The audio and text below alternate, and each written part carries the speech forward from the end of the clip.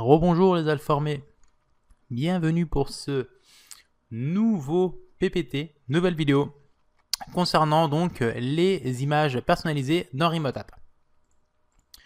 Alors, cette vidéo ça va purement être de la démonstration, parce qu'on a vu un petit peu quand même toute la théorie au niveau Remote App dans les précédents PPT, dans les précédentes vidéos, puis donc dans la précédente vidéo vous avez vu comment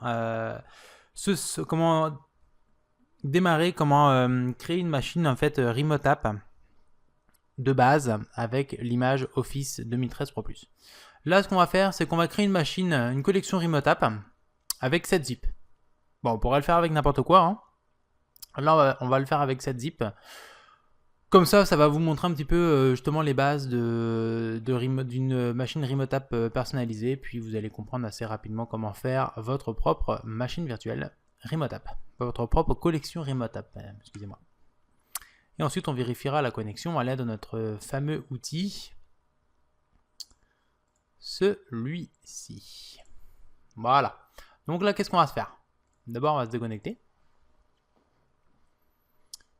Voilà. Ok. Et donc, dans un premier temps, ce qu'il va nous falloir, en fait, c'est une image de modèle. Si je clique sur image de modèle ici, vous voyez, j'en ai 3. C'est en fait des images de modèles faites directement à partir d'une machine virtuelle.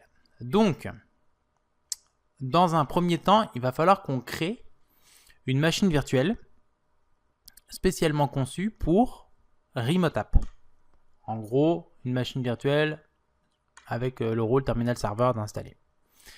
Vous allez voir, donc il y a deux types de machines virtuelles qui ont été créées par Microsoft dans Azure. Donc là, ce qu'on va faire, on ne va pas recréer une machine virtuelle, le réseau, network, tout ça. Hein. Ça, normalement, vous l'avez vu soit dans la formation de Hamza, soit vous le connaissez déjà. Donc je fais nouveau. Donc, on va faire une machine virtuelle rapide. Nouvelle machine virtuelle. On va faire ça à partir de la galerie. Oui, à partir de la galerie. Ok, parfait. Et ici, en fait, il faut prendre alors soit l'une des deux machines virtuelles là. Donc Windows Server Remote Desktop Session Host ou alors RDSH avec Office 365 Pro Plus déjà intégré. Vous prenez ces deux machines là et elles sont déjà préconfigurées pour tout ce qui est Remote App. Donc là, nous, on va prendre un Windows Server 2012 R2 tout simple. D'accord? Donc, on va faire suivant ici. On va mettre un nom à notre machine virtuelle. On va l'appeler VM Remote App Alform. On va voir. C'est un peu long comme affaire ça. VM Remote App. Ça c'est bien ça. Alors moi je prends toujours de la G5. Non, je rigole. Je prends toujours de la D2V2. Ceux-là je les aime bien. Je trouve que c'est un bon rapport qualité-prix. Hop. Admin, allez, admin local, en password, on va prendre le password habituel.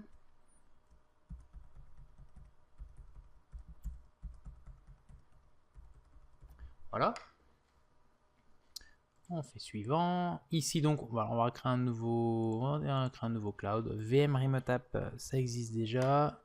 VM Remote App 14, ça n'existe pas. On crée ça dans le réseau, un réseau qu'on a déjà. Par exemple, on va créer ça dans Citrix Network. Et on va prendre un compte de stockage. Allez, Citrix Bishop. Ouais, ça va bien, ça, Citrix Bishop. Parfait. Quoique parfait. Parfait. Non. Parce que ici, si j'ai des DNS, des choses comme ça, là, ça risque d'être un peu chiant. On va prendre, allez. Est des États-Unis et le compte de stockage, on va mettre ça là-dedans. Ok, là, on est bon. Ok, moi j'aime bien toujours revalider un petit peu. Ça, c'est parfait. J'installe pas l'agent parce que normalement, c'est conseillé de l'installer, hein, et d'installer aussi hein, de la sécurité, tout ça. Pour la démo, là, on va rien installer parce que sinon, ça va être plus long. Donc là, il va créer notre machine virtuelle. Donc ça, c'est quelque chose que vous connaissez déjà normalement. Donc toujours pareil, hein, en statut d'approvisionnement. Donc ce qu'on va faire, c'est qu'une fois que notre machine virtuelle elle est créée et que elle est démarrée, je vais me connecter dessus. Puis on va installer notre fameux logiciel 7zip. Donc à partir de ce moment-là, je vous reviens. Et rebonjour Alform, donc notre machine virtuelle est maintenant en cours d'exécution. Donc ce qu'on va pouvoir faire, on va se connecter directement à notre machine virtuelle. Alors, s'il veut bien. Voilà. On va aller récupérer donc le RDP. On va se connecter, c'est parfait. On va utiliser... Hop là. Bon.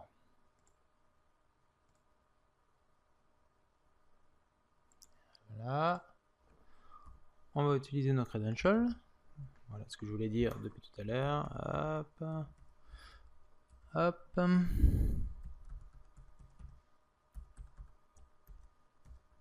Voilà. Donc j'ai rien fait sur la machine virtuelle, hein. Je ne l'ai pas démarré entre temps. Donc nous, ce qu'on veut, c'est publier 7zip. Donc on va laisser démarrer la machine virtuelle. Et ensuite, ce qu'on va faire, c'est qu'on va aller télécharger 7zip et on va aller publier notre application personnalisée. Donc, peut-être le laisser démarrer tranquillement. Je vais le laisser démarrer tranquillement au niveau de sa session et puis on revient ensemble. Bon, ça a l'air de s'être débloqué un petit peu. On va faire non sur le network et donc vous voyez, vous arrivez directement sur donc une machine Windows Server 2012 R2. On voit ici effectivement au niveau un petit avertissement au niveau du licensing. Alors ce qu'il faut savoir, hein, au niveau du licensing, il n'y a pas besoin de rajouter des cales pour RDS. C'est déjà compris dans Remote App. Là, ce qu'on va faire, on va installer notre application. Une fois que notre application elle est installée, ils ont un petit peu, décomplexifié la chose au niveau de Microsoft Azure, parce qu'avant c'était beaucoup plus dur de faire du Remote App. Il fallait faire du PowerShell et puis envoyer son image directement dans Azure, tout ça dans des blob storage et tout. Bon, c'était compliqué. Là, ils ont fait un script qui valide Azure Remote App, qui valide l'image, voir si tout est conforme. Il n'y a plus qu'à lancer ce script PowerShell, donc qui lui se trouve leur propriété, qui se trouve Bon, voilà, mon système qui se trouve ici exactement. Et donc lui va valider si l'image est fonctionnelle, si l'image est cohérente, et il va vous permettre de pouvoir faire votre Remote App par rapport à cette image là. Donc on va aller télécharger 7zip. Je vais juste vérifier auparavant. Alors si, hop là, tac tac. Ah, je voulais vérifier si IE était la complexité IE là, au niveau des serveurs Windows, mais apparemment ça m'a l'air débloqué. Donc on va aller là. Et puis on va passer par le petit site que j'aime bien, ninit.com pour ceux qui ne connaîtraient pas. Ça permet de télécharger un petit peu tous les programmes en fait que vous voulez. Vous cochez juste le programme que vous voulez, ça se télécharge un petit exécutable et ça vous l'installe pendant que vous avez le temps d'aller boire un café. Donc on va prendre 7zip, on va télécharger le petit exécutable, on run ça et oui, c'est super rapide. Boum, il télécharge, il installe, ok, c'est fait, c'est fini. Voilà, donc on a 7zip d'installer. By date install, 7zip manager est installé. C'est parfait. On va prendre quand même le raccourci. Tac, tac, tac. 7-zip, il l'installe dans Programme File. 7-zip. 7-zip. On va prendre ça. Donc là, si je fais... Alors, c'est pas Shift. Ouais, si, c'est ça. Hop. Shift. Copy as pass. Copy as pass. J'aurais pu faire directement ça. Hein. C'est Programme File 7-zip 7ZG. Parfait. Revenir ici.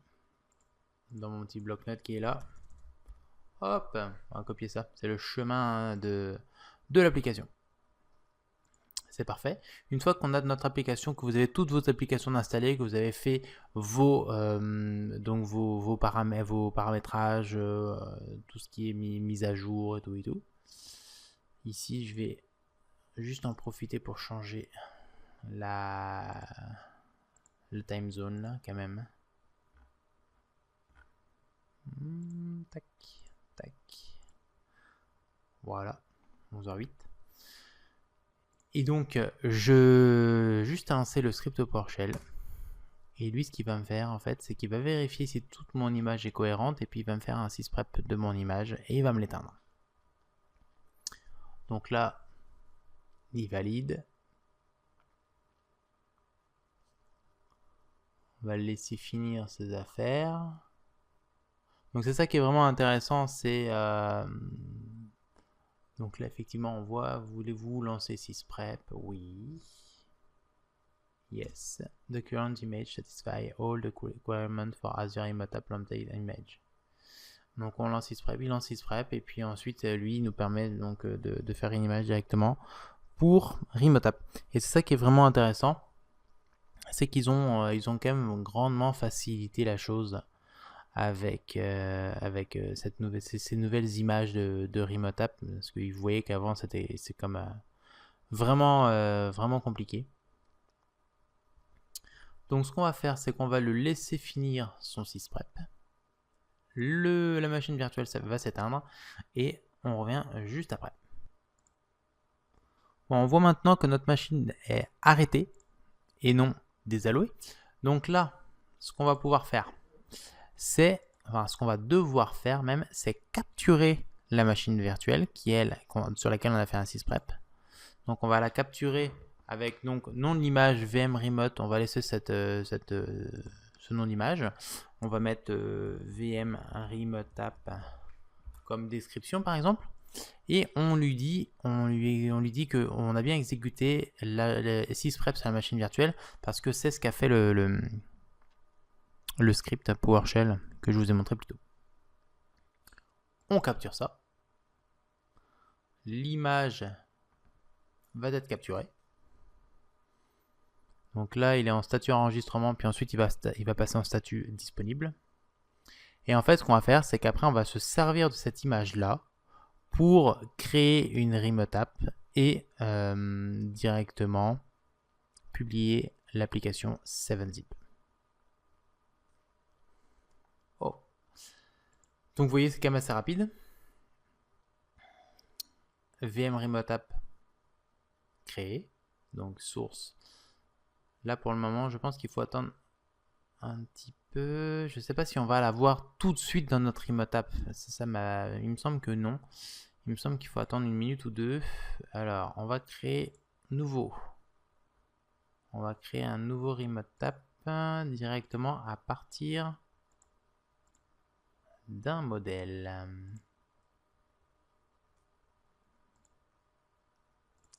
Hop. Alors.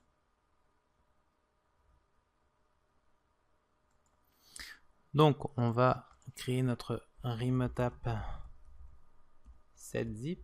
On va l'appeler. Donc, sur un plan basique. Donc, on le crée avec un réseau virtuel parce que si on fait création rapide, effectivement, on peut se servir que des templates qu'on a déjà utilisés, qui sont prédéfinis. Donc là, on choisit le Virtual Network Citrix Network. Et on crée la collection. Ah, ne peut pas dépasser 2 pour créer une nouvelle collection. Supprimer une collection. D'accord. Bon, on va à la limite supprimer cette collection-là. Voilà. On va attendre que ça se fasse.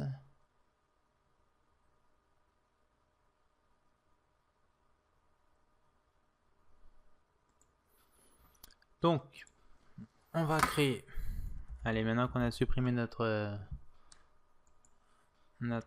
remote app supplémentaire, on va créer une nouvelle remote app setzip.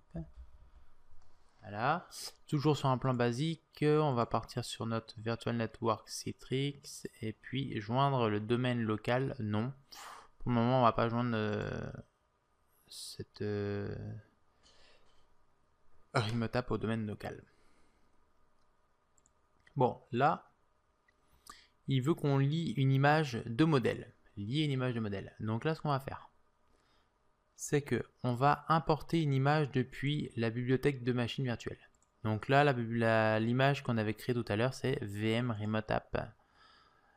Avec la suite de chiffres, avec la date et tout ça. On va confirmer ça. Propriété de l'image du modèle. On va lui donner un nom. On va lui redonner le même nom. Hein. 7zip image. Hop. Début de l'importation de l'image du modèle. Donc là, en fait, ce qu'il va faire, c'est la même chose que précédemment. Il va donc importer l'image. Donc là, l'image est importée. Derrière ça, il va approvisionner donc le remote app. Donc comme tout à l'heure, à mon avis, c'est pareil, une action. Donc là, il dit action requise, mais entrée requise. Mais c'est une action au niveau de l'approvisionnement qui va prendre, je dirais encore environ à peu près 1 heure. Donc ce qu'on va faire, c'est que on va attendre un petit peu parce que là, je suis sûr qu'il va se mettre en approvisionnement. Donc on va attendre un petit peu. Voilà, ligne image modèle. Il va se mettre en approvisionnement. Donc on va attendre 1 heure. On va voir le temps que ça termine. Et ensuite, on va revenir ensemble pour lier nos utilisateurs. On va lier le même utilisateur. Ou on va en créer un autre, tout dépend. Et tout dépendant. Et puis on va tester, voir si on va publier l'application 7zip avec le lien qu'on a, enfin l'adresse ici. Et ensuite on va publier cette application là, puis on va voir si ça, comment ça fonctionne. Donc hop, je vous dis à tout à l'heure, le temps que ça termine. Voilà, on le voit ici, hein. Il est en approvisionnement là, de toute façon c'est sûr. Je vous dis à tout à l'heure, et puis quand c'est terminé, on aura ceci qui va passer en vert. À tout à l'heure. Et rebonjour Alform, donc nous voici de retour pour Remote App. Donc la collection est créée. En fait, ce que j'ai fait, c'est que j'ai recréé en fait une nouvelle collection Remote App. Parce que vous vous souvenez, on avait fait notre collection Remote App par rapport à une machine virtuelle en fait qu'on avait créée directement dans le réseau Citrix. Et au niveau de mon réseau Citrix, j'avais supprimé, si je reviens un petit peu ici là, j'avais en fait mon Citrix AD, tout ça là. Je les avais comme arrêtés, tout ça. Donc ce qu'il faut bien comprendre, c'est qu'au niveau de vos machines virtuelles, il vous faut quand même un AD. Alors soit un site-to-site VPN avec votre AD à vous, et donc la machine virtuelle créée dans votre AD, puis qui puisse résoudre les noms avec votre AD. Soit vous mettez directement votre AD dans le cloud, et puis ensuite vous faites votre réseau avec vos VM directement dans Azure avec un AD, le réseau et puis la VM, et ensuite la VM vous faites une image de cette VM là. Donc là c'est ce qui s'est passé ici, donc avec cette image là. Moi ce que j'ai fait, c'est que j'ai repris cette image là et puis j'ai mis à jour mon image en remettant une image de modèle. Et donc maintenant en fait ce qu'on peut voir, donc toujours pareil au niveau de notre tableau de bord ici, ce qu'on peut voir c'est que dans publication, Donc là, on a le default programme. On va pouvoir publier, par exemple, alors soit des programmes en utilisant un chemin d'accès, donc par exemple le chemin d'accès qu'on avait dit ici, soit des programmes du menu démarrer. Donc là, on va faire ça. Lui, il va aller checker directement dans le menu démarrer. Et là, effectivement, on va voir qu'on voit en fait cette zip qu'on avait installée dans notre machine virtuelle précédente, qui retrouve directement ici. On va pouvoir le sélectionner. Hop. Et donc là, il va publier notre programme cette zip. Donc là, il est en cours de publication. On va attendre un petit peu.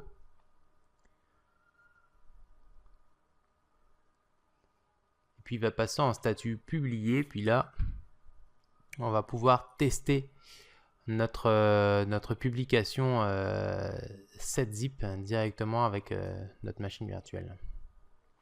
Bon, là il est publié. Si je veux, je peux annuler la publication ou alors la modifier en modifiant le nom par exemple. Donc ensuite, une fois que ça c'est fait, toujours la même chose, pareil que pour les images de base, on va dans accès utilisateur. Donc là, ce qu'on va faire, c'est qu'on va reprendre donc dans l'Active Directory le répertoire par défaut, les utilisateurs. On va reprendre le même user. D'ailleurs, j'aurais pu le prendre ici. On va reprendre le même utilisateur. Hop, copier. On va retourner sur notre remote app dans accès utilisateur. Et donc ici, donc hop là, un copier-coller. Il va vérifier donc si l'utilisateur est bien dans le dictionnaire répertoire par le répertoire par défaut, pardon, l'Active Directory répertoire par défaut. On enregistre et ensuite on va pouvoir tester directement ça avec notre client Remote App. Alors, ok, notre user c'est bon, donc il a accès à ces programmes là qui sont publiés. Donc on retourne ici sur notre client. Quoique, ça trouve, j'allais dire, il va me reconnaître, mais non. Alors, hop, on retourne avec notre compte. Ici, il me semble que j'avais changé. Hop. Connexion. Mise à jour. Et effectivement, donc là, on voit nos deux programmes publiés. Et puis maintenant, comme tout à l'heure, 7zip. Si je veux démarrer 7zip, il va me démarrer 7zip directement. Donc c'est un RDP, il va me démarrer 7zip directement dans ma machine que j'ai, j'allais dire, je trouve plus le mot. Voilà, la machine sur laquelle j'ai fait un sysprep en gros. La machine que j'ai imagée là. Et donc là, normalement, notre 7zip va s'exécuter. Je trouve que c'est un petit peu long quand même. Voilà. Bon, voilà. 7zip directement en remote app. Et donc là, toujours la même. Si je vais sur session, effectivement, je vois qu'il y a une session active au niveau de mon remote app. Je peux envoyer des messages, déconnecter la session remote app ou alors déconnecter directement la session.